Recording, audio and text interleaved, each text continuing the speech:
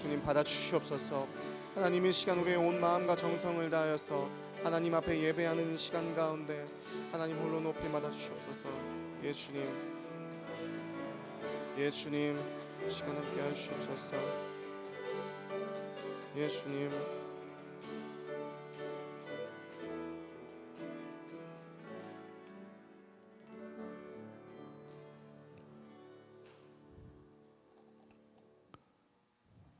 오늘도 우리를 예배의 자리로 불러주신 하나님 아버지 참 감사합니다.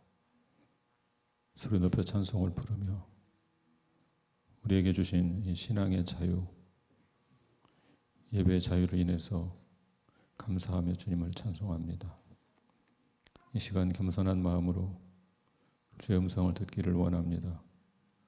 사모하는 자를 만족하게 하시는 우리 주님, 이 자리에 친히 영으로 오셔서 우리 각 사람의 심령 가운데 말씀하여 주시옵소서.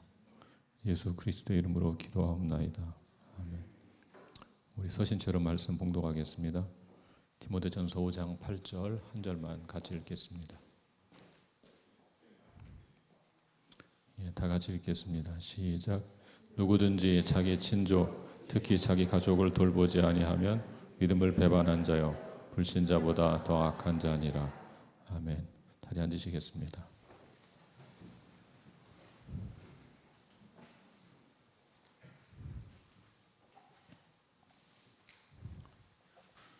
예, 5월은 가정의 달입니다. 오늘은 어린이 주일이고 다음 주는 어버이 주일입니다.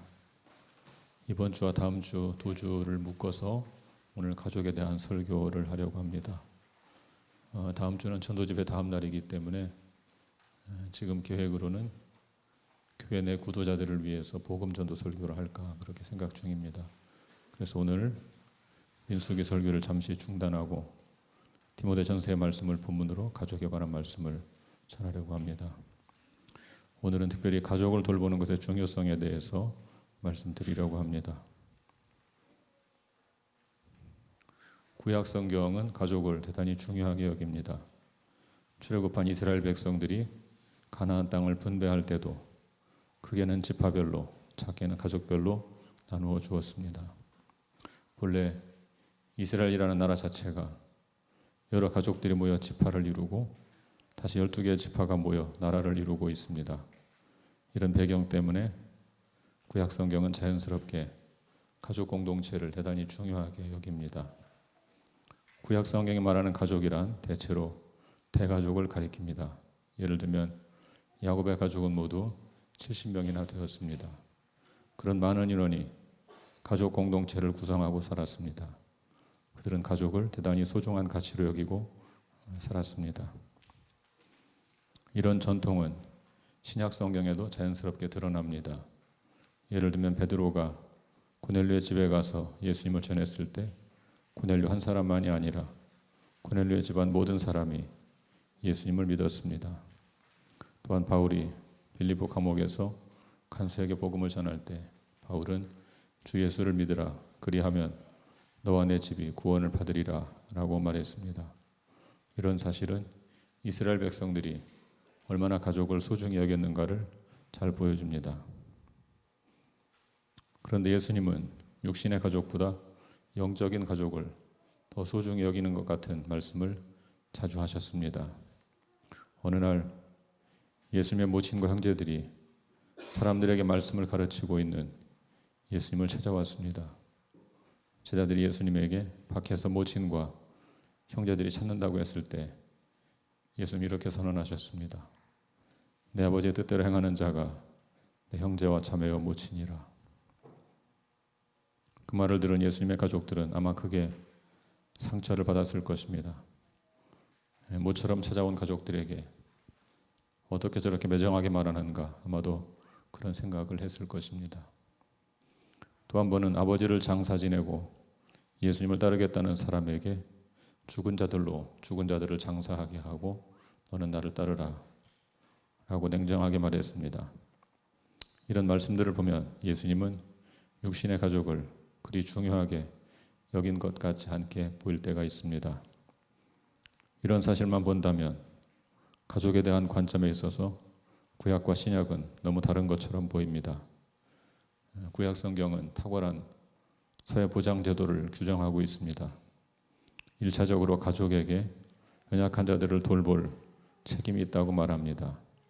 만약 가족이 감당할 수 없다면 친척이 감당하게 합니다. 그래도 감당할 사람이 없는 경우에는 국가적으로 돌보게 합니다. 그래서 구약 성경에는 돌볼 가족이 없는 고아와 과부를 돌보아 주라, 그런 말씀이 자주 나오는 것입니다.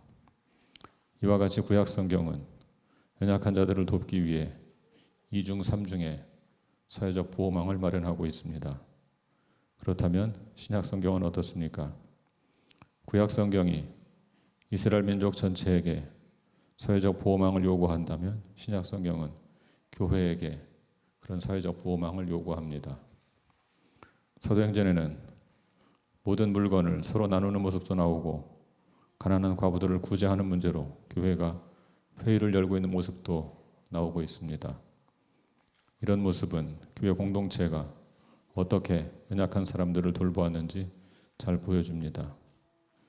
구약 성경이 이스라엘이라는 민족 공동체에게 이런 연대의식을 요구했다면 신약 성경은 교회라는 영적 공동체에게 이런 연대의식을 요구했습니다. 오늘 본문인 디모데전서 5장 8절을 바르게 이해하려면 5장 1절부터 16절 전체를 먼저 살펴보아야 합니다. 5장 1절부터 16절은 참 과부를 잘 보살펴 주도록 요청하는 말씀을 담고 있습니다. 5장 8절의 말씀은 참 과부를 잘 보살펴 주라, 그런 말씀 속에 삽입되어 있습니다. 성경은 참 과부를 존대하라고 가르칩니다. 5장 9절부터 10절은 참 과부의 자격 기준을 설명하고 있습니다. 우리 한번 같이 읽어볼까요? 5장 9절과 10절 함께 읽겠습니다. 시작.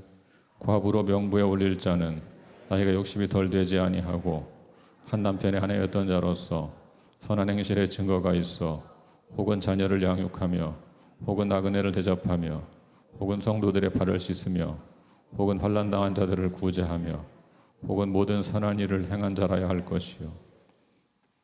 언뜻 생각하면 참 과부라는 말 자체가 이상하게 들릴 수도 있습니다. 참 과부가 있으면 거짓 과부도 있는가, 그런 생각이 듭니다. 그런데 이 말씀은 나름대로 참 과부를 규정하고 있습니다. 이런 규정을 하는 이유는 하나님께 소망을 두고 주야로 기도하는 과부들을 잘 구분해서 교회 공동체가 책임을 지고 돌보도록 하기 위해서입니다. 신약 성경은 이와 같이 교회 공동체에게 가난한 과부들을 사랑으로 보살펴 주도록 요청합니다. 왜냐하면 이제 교회야말로 진정한 가족 공동체이기 때문입니다. 그런데 그런 과정에서 이런 신약 성경의 가르침을 오해하는 사람들이 생겨나기 시작했습니다. 예수님께서 영적인 가족 공동체를 강조하시고 사도들도 그런 사실을 강조하다 보니 일부 성도들은 마치 육신의 가족은 무시해도 좋은 것처럼 생각하기 시작했습니다. 디모데전서 5장에는 그런 생각이 잘못된 것임을 보여주는 말씀들이 많이 있습니다. 먼저 5장 4절을 같이 읽어보겠습니다. 5장 4절 함께 읽겠습니다. 시작. 만일 어떤 과부에게 자녀나 손자들이 있거든 그들로 먼저 자기 집에서 효를 행하여 부모에게 보답하기를 배우게 하라. 이것이 하나님 앞에 받으실 만한 것이니라. 이 말씀은 어떤 과부에게 자녀나 손자들이 있다면 그 과부는 먼저 그들의 보살핌을 받아야 한다고 말하고 있습니다. 5장 16절에도 비슷한 말씀이 있습니다. 5장 16절 함께 읽어보겠습니다. 함께 읽습니다. 시작. 만일 믿는 여자에게 과부 친척이 있거든 자기가 도와주고 교회가 짐지지 않게 하라. 이는 참 과부를 도와주게 하려 함이라. 이 말씀은 가족을 넘어서 친척의 경우도 먼저 그의 친척들이 그 과부를 돌봐 주어야 한다고 규정하고 있습니다. 이런 말씀들은 신약 성경의 가르침도 구약과 그리 다르지 않다는 사실을 잘 보여줍니다. 구약 성경은 연약한 과부를 도울 1차적 책임이 육신의 가족에게 있다고 가르칩니다. 만약 그녀를 돌볼 육신의 가족이 없다면 그때는 이스라엘 민족 공동체가 그 책임을 져야 합니다. 신약 성경도 비슷합니다. 신약 성경은 연약한 과부를 도울 일차적 책임이 가족에게 있다고 가르칩니다. 다만 가족이 돌볼 수 없을 경우에 그 책임을 질 대상은 차이가 있습니다. 구약은 이스라엘 민족 공동체에게 책임을 지우고 있다면 신약은 교회 공동체에게 그 책임을 지우고 있습니다. 신구약 성경은 공의, 연약한 자들을 돌볼 일차적 책임이 가족들에게 있다고 가르칩니다. 먼저 가족들이 돌보아 주고 가족이 돌볼 수 없을 경우에는 국가나 혹은 교회에게 그 책임을 요구합니다. 그것이 성경이 가르치는 일관된 원리입니다. 그런데 그 중에서도 5장 8절은 가족의 책임을 아주 강력하게 요구하고 있습니다. 한번 같이 읽어보겠습니다. 5장 8절 함께 읽습니다. 시작. 누구든지 자기 친족, 특히 자기 가족을 돌보지 아니하면 믿음을 배반한 자요 불신자보다 더 악한 자니라. 이 말씀은 자기 친족이나 가족 가운데 연약한 과부가 있다면 반드시 돌보아 주어야 한다고 가르칩니다. 만약 그렇지 못한 사람이 있다면 그 사람은 두 가지 책망을 듣게 됩니다. 첫째로 그런 자들은 믿음을 배반한 자입니다. 여기서 믿음을 배반한다는 것은 배교를 가리킵니다. 자신의 가족 가운데 연약한 과부가 있는데 그런 사람을 돌보지 않는다면 그런 사람들은 배교한 자로 여긴다는 뜻입니다. 둘째로 그런 자들은 불신자보다 더 악한 자라고 했습니다. 왜 그렇습니까? 불신자들도 기본적인 양심의 법을 가지고 있습니다. 그들도 그런 양심의 법을 따라서 자기 가족을 돌봅니다. 그런데 믿는 사람이 자기 가족을 돌보지 않는다면 그 사람은 불신자보다도 더 악한 자라는 것입니다.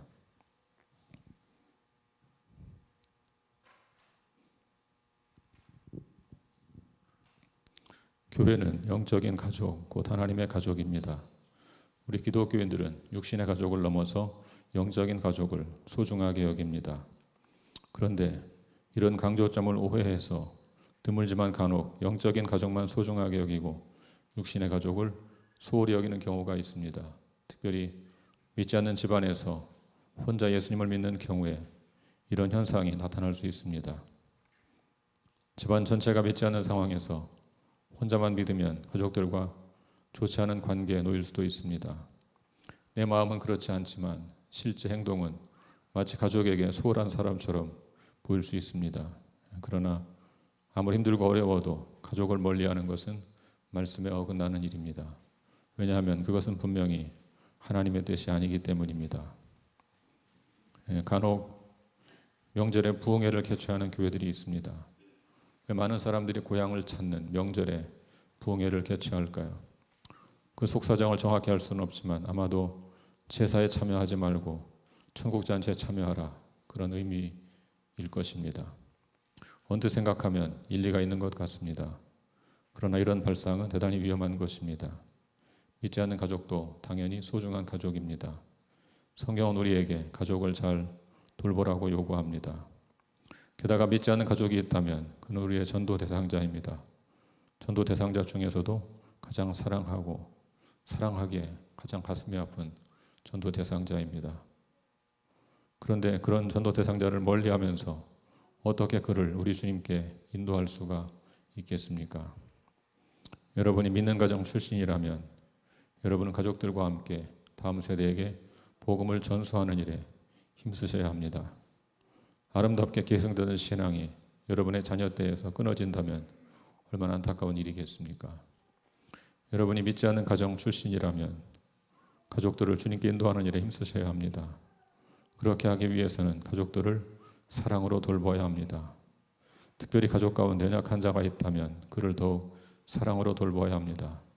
그것은 우리에게 선택사항이 아닙니다. 우리 주님의 강력한 명령입니다. 우리 하나님의 뜻입니다. 우리 그리스도인들이 세상 사람들에게 비난을 받는 경우가 종종 있습니다.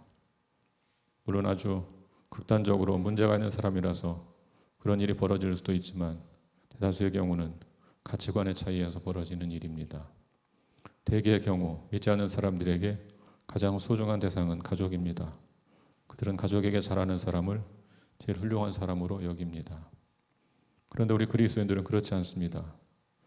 우리에게도 가족이 소중하지만 가족 이외에도 우리에게는 소중한 것이 많습니다.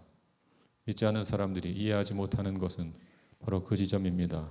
그들이 볼 때 믿는 사람들은 가까이 있는 가족에게는 소홀히 하면서 밖에서는 사랑을 외치는 것처럼 보입니다.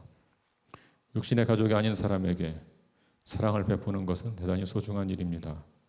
그렇지만 믿지 않는 사람들은 그런 모습을 잘 이해하지 못합니다. 그런 가치관의 차이 때문에 믿는 사람들이 비난을 들을 때가 있습니다. 우리 그리스도인들은 이런 믿지 않는 사람들의 마음을 좀 더 헤아릴 필요가 있습니다. 오직 육신의 가족만 생각하는 그들과 동일한 가치관을 가질 필요는 없습니다. 그러나 최소한 그분들의 마음을 헤아릴 필요는 있습니다. 그렇지 않으면 믿지 않는 가족들과 소통하기가 어려워집니다. 김남주 목사님의 책 가운데 가족구원이라는 책이 있습니다. 그 책 표지에 제목 바로 위에는 작은 글씨로 이렇게 쓰여 있습니다. 끝나지 않은 가슴앓이. 끝나지 않은 가슴앓이. 아직 믿지 않은 가족이 있다면 가족구원의 문제는 끝나지 않은 가슴앓이일 수밖에 없다는 사실을 짧은 글귀로 표현한 것입니다. 여러분의 가정이 모두가 믿는 가정이라면 감사하십시오. 그것은 참으로 놀라운 축복이 아닐 수 없습니다. 그런 분들은 다음 세대를 복음으로 세우는 일에 온전히 헌신하시기를 바랍니다. 그것이 여러분에게 주신 사명입니다. 여러분의 가정이 믿지 않는 가정이라면 믿지 않는 가족들을 주님 앞으로 인도하기 위해 힘쓰시기를 바랍니다. 가족 구원은 말로 되지 않습니다.